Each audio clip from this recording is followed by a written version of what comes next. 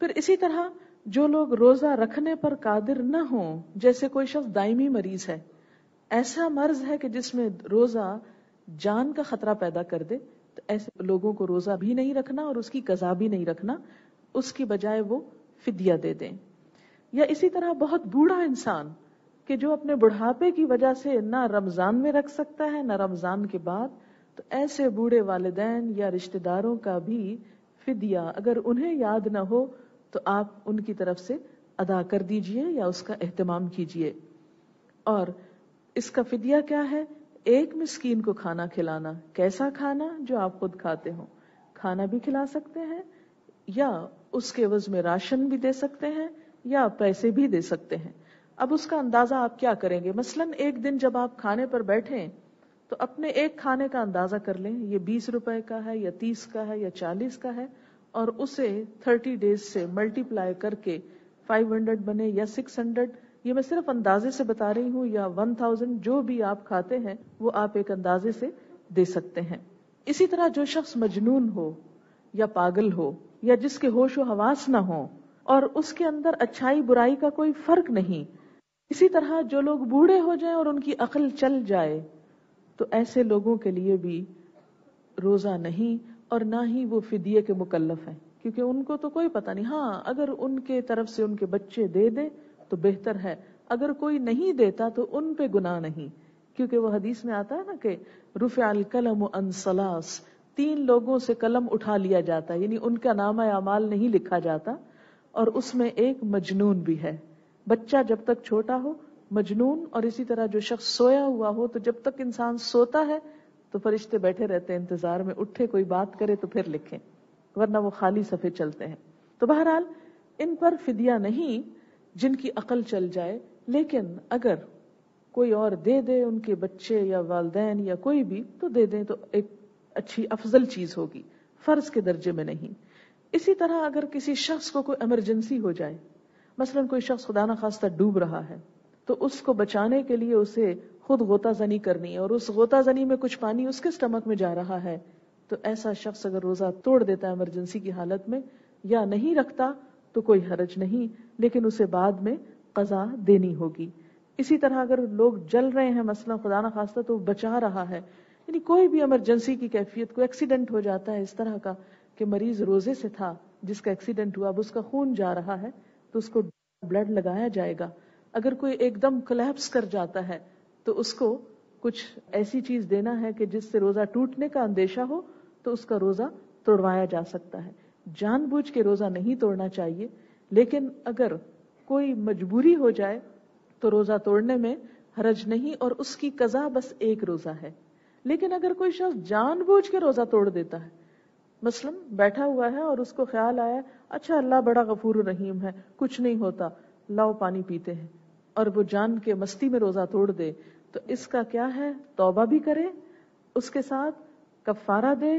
کفارہ کیا ہے؟ 2 مہینے مسلسل روزے بغیر ناغے کے، ایک چھوڑا پھر 2 مہینے پورے کرنے ہوں، یعنی یہ کیا ہے؟ سزا کس کی؟ اس شخص کی جو جان بوجھ کے روزہ توڑ دے۔ اور روزہ توڑنے میں صرف پانی پینا نہیں، بیوی سے تعلق بھی ہے کہ اچھا بھلا انسان بلا وجہ ایسا غلط کام کرے کہ جو روزے کی حالت میں درست نہیں، تو اس کا بھی یہی کفارہ ہوگا۔ پھر اسی طرح یہ ہے کہ مسافر اگر سفر میں بہت پریشانی اور دقت اٹھائے تو روزہ نہ رکھے، لیکن اگر عام سفر ہے، مثلا یہاں سے آپ بذریعہ ریل جا رہے ہیں حیدرآباد، تو کوئی بات نہیں، آپ روزہ رکھ بھی سکتے ہیں۔ لیکن اگر کوئی ایسا سفر ہے کہ 24 آورز آپ ریل میں ہی ہوں گے، تو اس صورت میں کیا ہے کہ آپ روزہ نہ رکھیں، کہ ہو سکتا ہے جہاں افطار کا وقت ہے آپ کو کھانے کو کچھ نہ ملے، ہو سکتا ہے بھوک کی کیفیت اتنی بڑھ جائے کہ آپ دوسروں کے لیے وبال جان بن جائیں، تو اللہ کی دی ہوئی رخصت سے فائدہ اٹھائیں۔ یاد رکھیں روزے میں سب سے پہلا کام نیت کو اللہ کے لیے خالص کرنا ہے، کہ یا اللہ صرف تیرے لیے روزہ رکھ رہی ہوں، کوئی ریاکاری نہیں، کوئی دکھاوا نہیں، کوئی احسان جتانا نہیں، کچھ نہیں، صرف اللہ کے لیے، اللہ کی خوشی کی خاطر۔ لازم ہے نیت، اگر نیت کے بغیر کوئی ایسے ہی بھوکا رہ رہا ہے سارا دن تو اس کا روزہ نہیں۔ اب یہ ہے کہ نیت کیسے کی جائے؟ جب آپ الارم لگا کر سوتے ہیں تو آپ کیا کر رہے ہیں؟ نیت کر رہے ہیں کہ صبح اٹھنا ہے، تو صبح اٹھ کے جب کھا پی رہے ہیں سحری، تو یہ نیت میں شامل ہو جاتا ہے۔ اس کے لیے کوئی خاص الفاظ نبی صلی اللہ علیہ وسلم نے ہمیں نہیں سکھائے، یہ جو ہمارے ہاں عموماً مشہور ہے وَبِصَوْمِ غَدٍ نَوَيْتُ مِنْ شَهْرِ رمضان، جو مجھ سمیت آپ سب ہم بچپن سے پڑھتے چلے آ رہے ہیں، جب میں نے اس کے ترجمے پہ غور کیا تو ترجمہ تھا کہ کل کے روزے کی نیت کرتا ہوں. اب روزہ تو آج رکھ رہے ہیں تو نیت کل کی کیسے ہو رہی ہے؟ کون سا کل، پچھلا یا اگلا؟ بہرحال تو نیت کیا ہے؟ نیت کا تعلق دل سے ہوتا ہے. دل میں آپ سوچ لیں بس کافی ہے، یہی نیت ادا ہو گئی. اس کے لیے کسی مخصوص دعا یا الفاظ کا کوئی بھی ثبوت ہمیں نہیں ملتا. روزے کا جو وقت ہے طلوع فجر سے غروب شمس تک، صبح صادق سے پہلے سحری کھا لی جائے. مگر افسوس کے ساتھ کہنا پڑتا ہے کہ کچھ اذانیں بہت دیر تک ہوتی رہتی ہیں جس میں روزے کا وقت جو ہے نکل چکا ہوتا ہے. تو پلیز اذانوں پہ نہ جائیے، اس چیز کو دیکھیے کہ وہ وقت کیا ہے، اس وقت میں اپنی سحری جو ہے وہ کھانا بند کر دیجیے. سحری ضرور کھانی چاہیے اگرچہ دل نہ ہو، کیونکہ نبی صلی اللہ علیہ وسلم نے فرمایا فصل ما بین صیامنا وصیام اہل الکتاب اکلۃ السحر، ہمارے اور اہل کتاب کے روزے کے درمیان فرق کرنے والی چیز سحری کھانا ہے. آپ کو پتہ ہے کرسچنز بھی روزے رکھتے ہیں اور ان کا کیا ہے روزہ کہ کھایا کچھ نہ جائے، یعنی صبح سحری نہیں ہوتی اور پھر دن میں اچھی چیزیں نہ کھائی جائیں، پانی وانی پی لیتے ہیں، وہ بھی اپنی مرضی سے ایڈیشن کر لی انہوں نے. سحری خواہ ایک گلاس پانی ہو، خواہ ایک کھجور ہو، خواہ دودھ کا گھونٹ ہو، خواہ اپنی طلب مرضی سے جو بھی حلال رزق اللہ نے آپ کو دیا ہے کچھ بھی آپ کھا سکتے ہیں، لیکن کھائیے ضرور. ایک دو دن تکلیف ہوتی ہے پھر عادت ہو جاتی ہے، کیونکہ اس وقت کھانا اجر اور ثواب کا باعث ہے. نبی صلی اللہ علیہ وسلم نے فرمایا السحور اکلہ برکہ فلا تدعوہ ولو ان یجرع احدکم جرعۃ من ماء فإن اللہ عز وجل وملائکتہ یصلون علی المتسحرین. سحری کھانا برکت کا باعث ہے، اسے نہ چھوڑو، چاہے کوئی ایک گھونٹ پانی ہی پیے، کیونکہ اللہ عز وجل اور اس کے فرشتے سحری کھانے والوں پہ رحمت بھیجتے ہیں. اللہ تعالیٰ رحمت برساتے ہیں، فرشتے دعائیں کر رہے ہوتے ہیں. تو آپ کھا رہے ہیں اور اس کھانے میں آپ کے لیے دعائیں ہو رہی ہیں. اس وقت کو انجوائے کیجئے، صرف ٹیسٹ کے ساتھ نہیں، رحمت برسنے کے ساتھ بھی.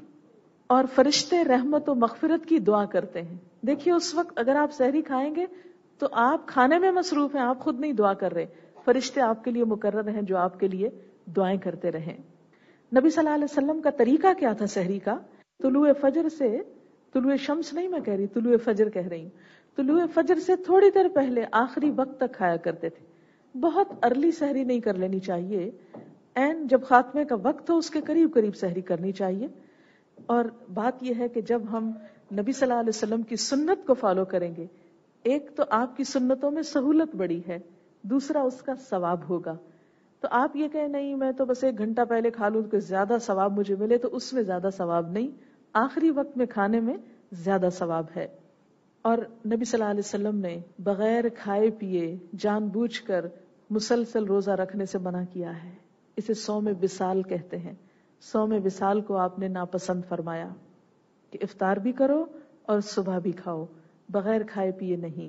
اتفاق ہو جائے کہ آنکھ نہیں کھلی اور آپ سمجھتے ہیں کہ میں اس کو پورا کر سکتی ہوں اس روزے کو، آپ روزہ رکھ جائیے.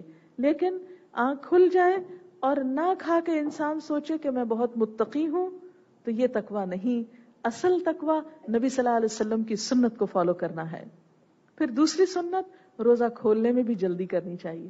یہ نہیں کہ انسان کھجور ہاتھ میں لے کے بیٹھا رہے، اچھا سب کھول لیں، میں سب سے آخر میں کھولوں گا، میں اپنا روزہ لمبا کر رہا ہوں. اس وقت لمبا کرنے کا ثواب نہیں. اب حکم ہو گیا تو فوراً ہی روزہ کھول لیجئے، لیکن سورج غروب ہونے کے بعد، اس سے پہلے نہیں، کیونکہ اگر پہلے کھول لیا تو پھر روزہ ختم ہو جائے گا. اور سورج غروب ہونے کے فوراً بعد کھولا تو سنت کا ثواب بھی ملے گا اور کھانے پینے کا ثواب بھی. نبی صلی اللہ علیہ وسلم نے فرمایا لوگ اس وقت تک ہمیشہ بھلائی میں رہیں گے جب تک روزہ کھولنے میں جلدی کریں گے، یعنی وقت پہ روزہ کھولیں گے. پھر یہ کہ روزہ کس چیز سے کھولا جائے، یہ سب باتیں میں اس لیے تازہ کر رہی ہوں تاکہ آپ شعوری طور پہ ان کے ساتھ چلیں اور سنت سمجھ کر ان کو اپنائیں.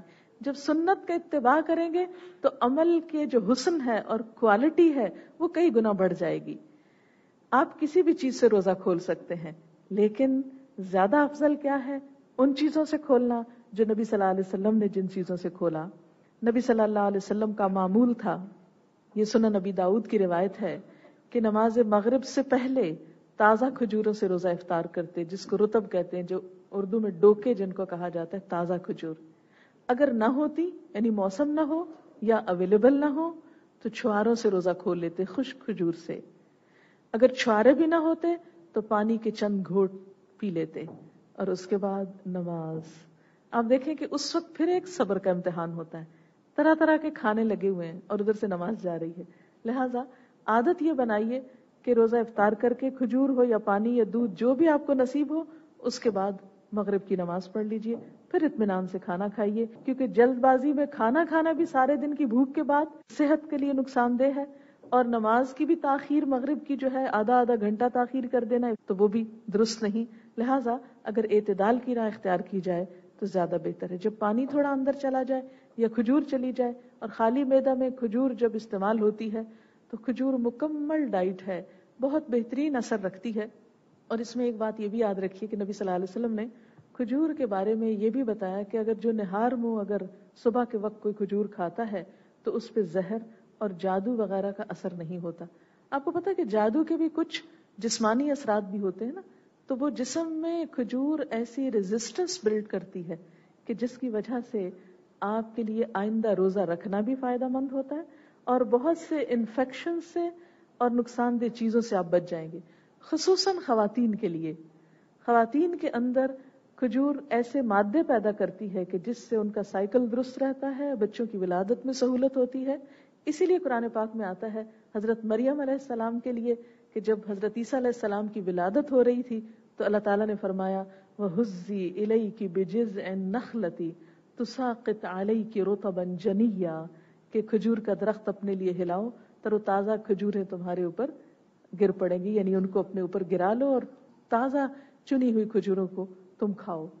تو یہ تازہ تو بہت اچھی ہے، اگر تازہ نہ ملے کوئی اور چیز بھی انشاءاللہ فائدہ مند ہوگی.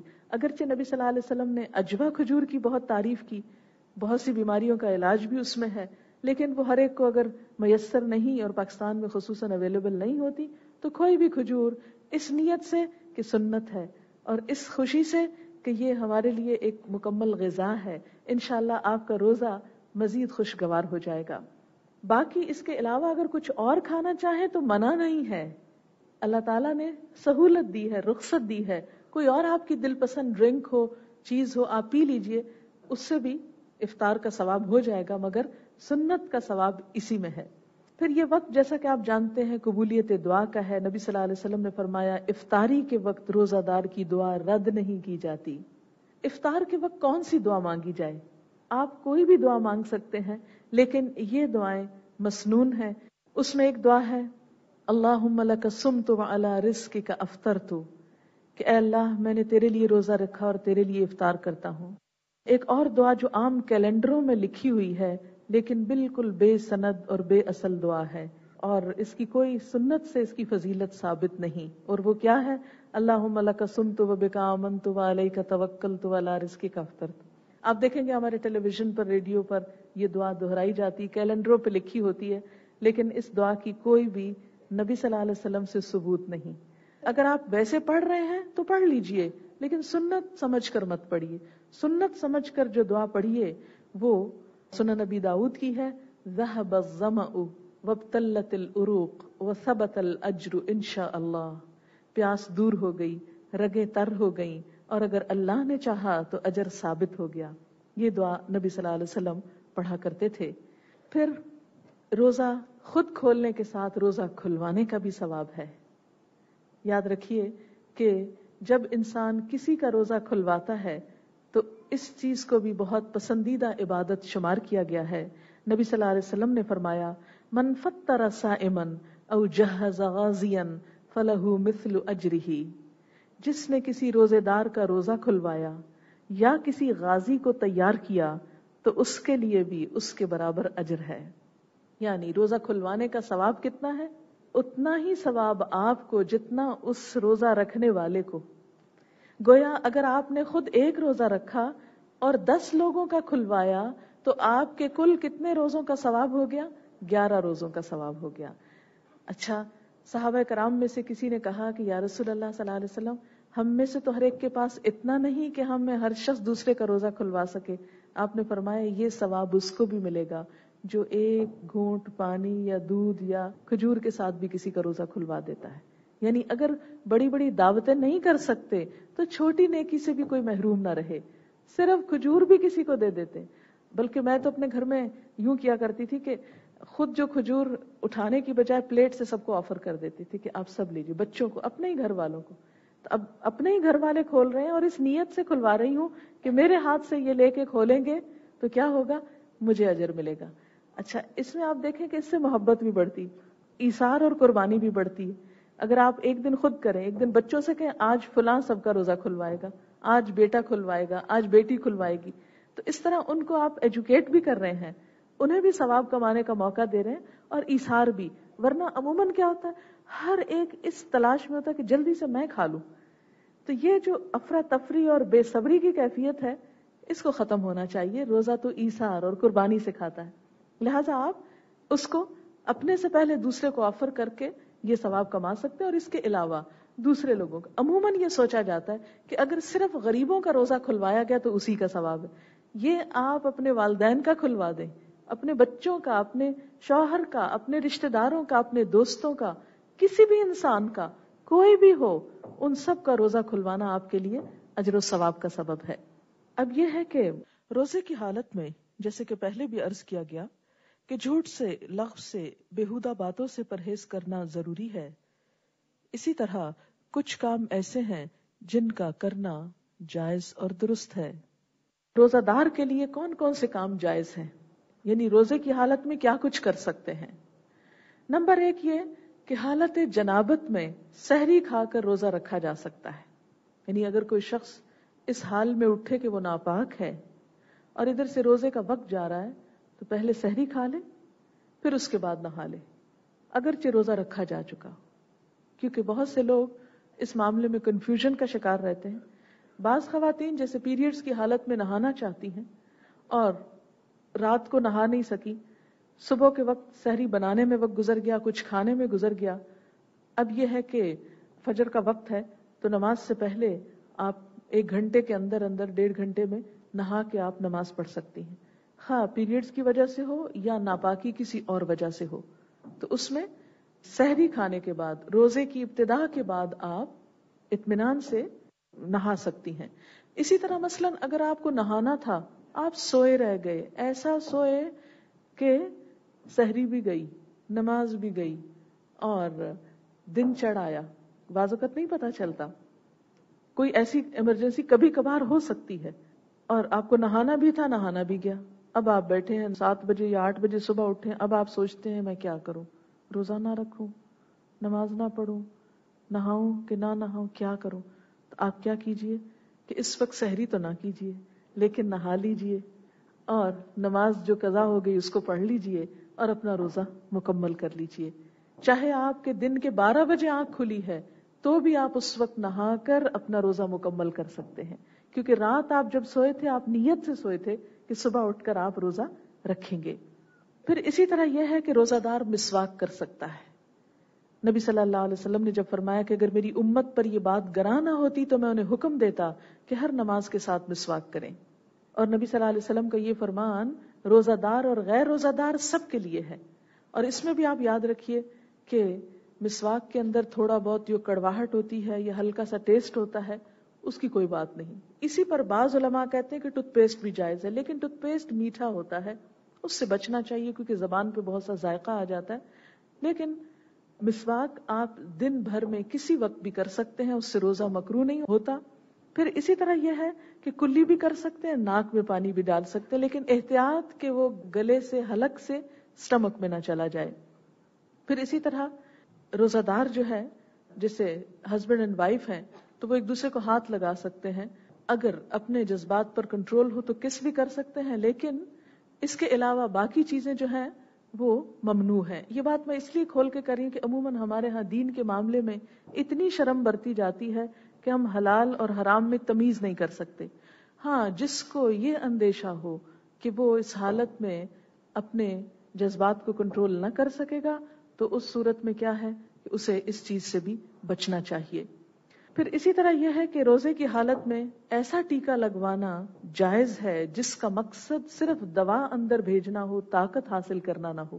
مثلا ڈرپ نہیں لگوا سکتے آپ، مثلا گلوکوز نہیں لگوا سکتے، یا ایسا ٹیکا مثلا کوئی وٹامنس والا جس کے ذریعے آپ کو انرجی ملے، ایسا کوئی انجیکشن نہیں لگوایا جا سکتا. ہاں وہ انجیکشن جیسے مثلا اگر کسی کو ڈائبٹیز ہے تو اس کا انجیکشن جو ہے وہ اس لیے نہیں ہوتا کہ وہ آپ کو طاقت فراہم کر رہا ہے، وہ ایک پریونشن ہے، ایک علاج کے طور پر ہے، اس کی اجازت ہے. اسی طرح یہ ہے کہ عام طور پر جو دھواں وغیرہ ہوتا ہے، کھانا پکاتے وقت خوشبو آ رہی ہوتی ہے، اسے انہیل کرنے میں کوئی حرج نہیں. کسی بھی چیز کو انہیل کیا جائے تو وہ لنگس تک جاتی ہے، دماغ پر جاتی ہے، لیکن وہ اسٹمک میں نہیں جاتی. اس لیے انہیلر کا استعمال جو ہے اس کو علماء جائز قرار دیتے ہیں کہ جب روزہ ہو اور سانس کی اگر کسی کو تکلیف ہو تو ایسا انہیلر جو حلق سے، گلے سے اسٹمک میں نہ آئے لیکن اس طرح کا ہو کہ جو لنگس تک چلا جائے دوا کے طور پر، تو وہ جائز ہے. کوئی دوا اورلی لینا جائز نہیں. اسٹمک کے اندر کوئی دوا انجیکشن سے یا کھا کر اندر نہیں لے جایا جا سکتا. ہاں اگر انجیکشن لگایا گیا ہے بازو پہ یا ٹانگ وغیرہ پہ تو اس میں حرج نہیں. پھر اسی طرح یہ ہے کہ روزے کی حالت میں خون دیا جا سکتا ہے، کیونکہ روزے میں کوئی چیز اندر لے جانا اسٹمک میں منع ہے، کسی رگ سے خون نکالنا منع نہیں. مثلا بعض اوقات ایسی ایمرجنسی ہوگی، کوئی شخص سخت ایمرجنسی کی کیفیت میں اور اس کا بلڈ گروپ آپ سے ملتا ہے اور آپ کہیں نہیں جی میں تو روزہ نہیں توڑ سکتا اس لیے افطاری کے وقت میں خون دوں گا، تو افطاری تک اس شخص کی دنیا سے افطاری ہو چکی ہوگی. اس لیے ایسی سختی نہ کیجیے. خون دینے میں اگر آپ سمجھیں کہ آپ کی طاقت بحال رہے گی تو آپ کسی کی جان بچانے کے لیے خون دے سکتے ہیں. کیونکہ نبی صلی اللہ علیہ وسلم نے روزے کی حالت میں سینگنی لگوائی، وہ گندا خون نکالنے کے لیے جونکیں جو لگوائی جاتی تھی وہ آپ نے روزے کی حالت میں لگوائی. تو کیا ہے کہ انہوں نے ڈنک اندر لگایا ہوگا، پھر سک کیا ہوگا، تو اسی سے خون دینے میں حرج نہیں ہے. اسی طرح آنکھوں میں سرما لگانا جو ہے اس سے بھی ممانعت نہیں ہے. اسی طرح لپسٹک جو ہے یہ باہر ہوتی ہے، اسے کھایا نہیں جاتا، صرف لگایا جاتا ہے. اگر کسی کو عادت ہے ہونٹ چاٹنے کی اور لپسٹک کھانے کی تو وہ تو نہ لگائے، لیکن محض اگر باہر لگی ہوئی ہے یا سرما یا خوشبو تو اس میں ممانعت نہیں ہے.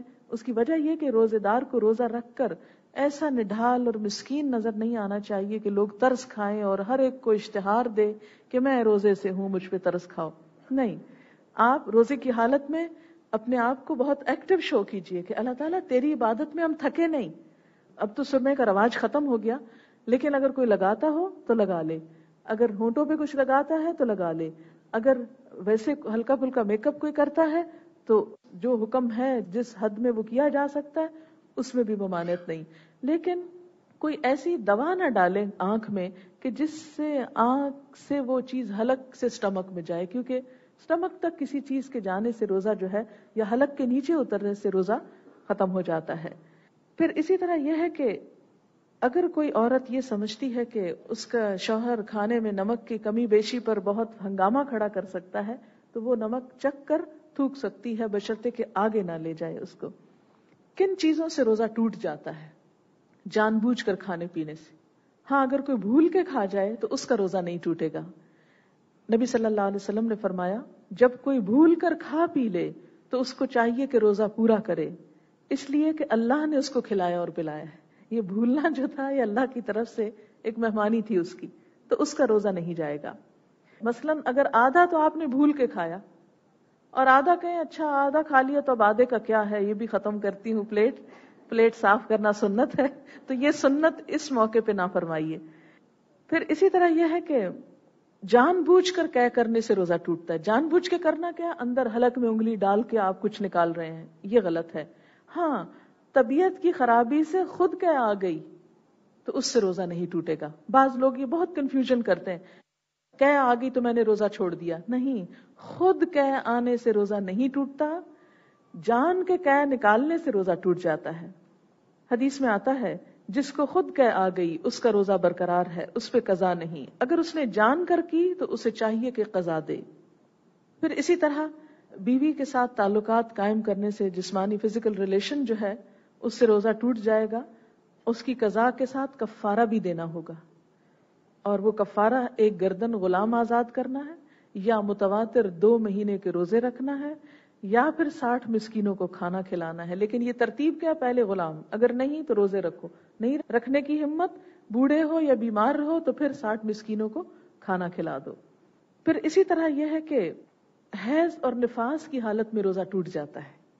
مثلاً ایک عورت کا روزہ تھا، دوپہر میں بچے کی ولادت ہو گئی، اب روزہ نہیں ہوگا، اب وہ کھا بھی سکتی ہے، پی بھی سکتی ہے، دوا بھی کھا سکتی ہے، کیونکہ بہت سے لوگوں کو میں نے یہ کہتے سنا اگر 12 بجے کے بعد روزہ جائے تو روزہ ہو جاتا ہے۔ یہ بالکل بے بنیاد بات ہے۔ یاد رکھیں کہ اگر 5 منٹ پہلے بھی روزہ چلا جائے تو روزہ چلا جاتا ہے، ثواب مل جائے گا لیکن قضا رکھنا ہوگا۔ یہ عام طور پر خواتین کے ساتھ مسئلہ۔ اسی طرح اگر 10 بجے تک مینسز ہو رہے ہیں تو آپ کا روزہ نہیں ہے۔ اسی طرح بعض لوگ اگر دوپہر کو مثلاً ظہر کے وقت روزہ ختم ہو گیا پیریڈز کی وجہ سے، تو وہ کھاتے پیتے کچھ نہیں، ہمارا روزہ ہم پورا کر رہے ہیں۔ کوئی روزہ نہیں ہے، اب کھائیں اور پئیں۔ جب روزہ نہیں رہا تو کس کے لیے پرہیز ہو رہا ہے؟ یہ دین میں بلا وجہ کا ایک اضافہ ہے۔ تو اب کیا ہے اس میں، چونکہ آپ نے جان بوجھ کے نہیں توڑا، اللہ کی طرف سے ایسا ہو گیا، اس کی بس صرف قضا دینا لازم ہے۔ حائضہ عورت نماز کی قضا نہیں دے گی لیکن روزے کی قضا اس پر بھی لازم ہے۔ حائضہ عورت نماز کی قضا نہیں دے گی لیکن روزے کی قضا اس پر بھی لازم ہے۔